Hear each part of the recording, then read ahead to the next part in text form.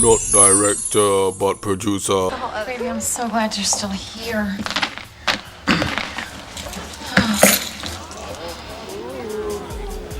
Okay, look, baby. I was just about to get in the shower. That's why I'm like this. And I heard something, right? So I came in to check it out, and she was already like that. I didn't help her get that way or nothing. Tony, tell her. Come on, I swear, baby, this is not how it looks. It looks like Tony tried to seduce you to get back at me. Damn, I guess it is how it looks.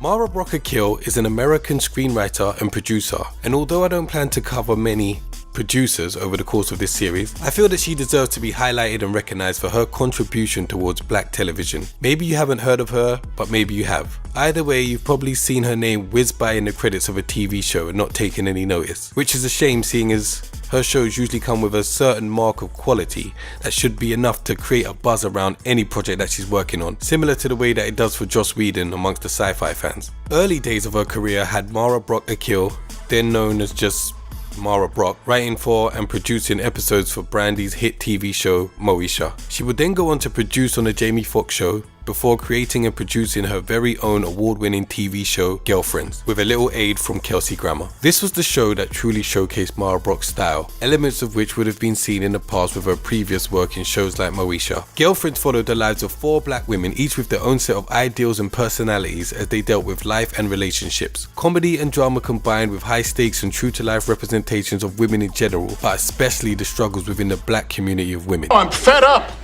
The whole problem with the world today is black women. You say you want a good man, and then you cheat on him. You say you want a good man, you leave him at the altar. You say you want to help a good man, you throw away the meatballs he paid good money for.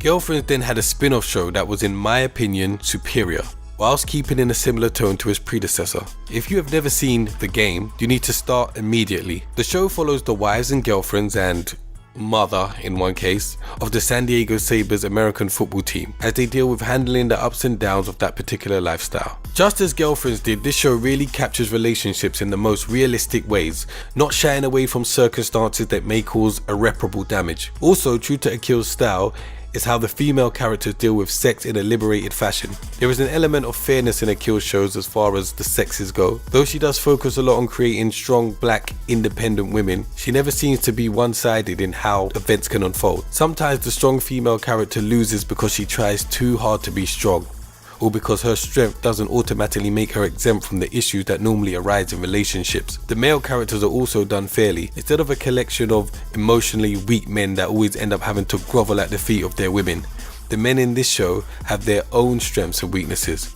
Mara Brock is great at giving her characters enough development to motivate their actions, even the men that do women wrong. Her TV shows are emotional roller coasters that do well at showing each character's point of view, allowing the audience to fairly pick the side that they feel they can agree with more, if any. They had consenting sex that produced a child. Okay, now you the sneaky one for wanting to kill her. It was playing. Well, it ain't nothing to play with. Girl's gonna have a hard enough time as it is being a single black mother, and here you are trying to drag her good God-given name through the mud. Don't make this racial, please. Raising a child alone is hard for any woman of any race. You'll soon find out, won't you? The game had its issues on the technical and business side of things, with some strange editing and sound moments, as well as getting cancelled and coming back about 2 years later on BET. But none of that really takes away from the overall greatness of this show that really does deserve much more recognition. And it was great to see Tia Mowry back and in adult mode, contributing to some really well acted and even really funny scenes. Following that, Mara Brock-Akil also created another show, Being Mary Jane, and I have to admit that I'm not really up on this show just yet. I saw the pilot, but I haven't really seen much more than that, so I can't comment too much. But I will say that the general buzz is positive and the show is still going strong into its 4th season. Mara Brock-Akil's next TV show takes her back to the CW network that dropped her show The Game, so that she can produce a black superhero show with her director husband, Salim Akil. Be on the lookout for Black Lightning coming next year. You can see the trailer right now for the show that will have to stand up on the network next to some of DC's other well-known properties such as Green Arrow, Supergirl and The Flash. I for one look forward to seeing more and more from Mara Brock-Akil. Her projects show a realistic, well-rounded view of black people, especially women. Her balance of quality and quantity is desirable, and she is providing a good platform to showcase black actors by giving them deep, dramatic and complex roles. Respect. Brock-Akil! I chose screenwriting. I chose a way of sort of turning my lens toward the things that I thought were missing in the landscape of not just television, but that is our America's biggest commodity, is marketing images. But so it's very powerful. But anyway, I was missing, and everything I thought was interesting was missing.